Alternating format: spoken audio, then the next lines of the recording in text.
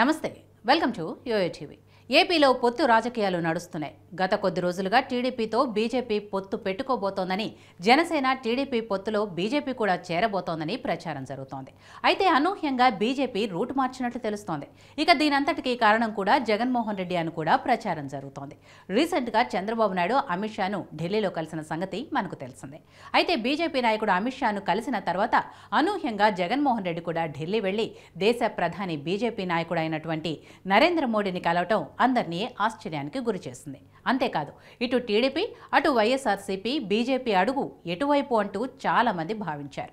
అయితే తాజాగా జగన్ సైలెంట్గా తన రాజకీయ వ్యూహాన్ని అమలు చేసినట్టు తెలుస్తోంది. అదేంటంటే, గత కొద్ది రోజుల నుంచి బీజేపీ టీడీపీతోనే పొత్తు పెట్టుకుంటుంది అని టాక్ వినిపించినప్పటికీ అనూహ్యంగా ప్రధానమంత్రి నరేంద్ర మోడీతో జగన్మోహన్ రెడ్డి కలవటం దేశ రాజకీయాల్లో చర్చనీయాంశమైంది. అంతేకాదు, మోడీతో జగన్ దేని గురించి మాట్లాడారని అనే దానిపై ఎవరికి తోచింది వారు రాసుకున్నారు. అయితే తాజాగా జగన్మోహన్ రెడ్డి ఓ సంచలన నిర్ణయం తీసుకున్నట్టు సమాచారం.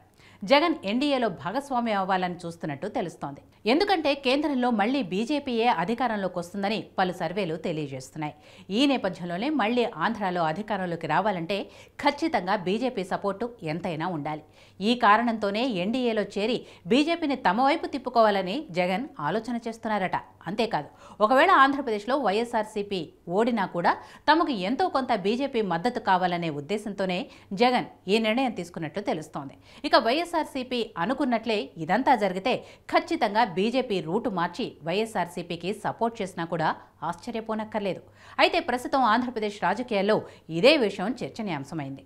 అటు టీడీపీ ఇటు వైఎస్ఆర్సీపీ బీజేపీ రూటు ఎటో అనేది తెలియాలంటే కొద్ది రోజులు వెయిట్ చేయాల్సిందే.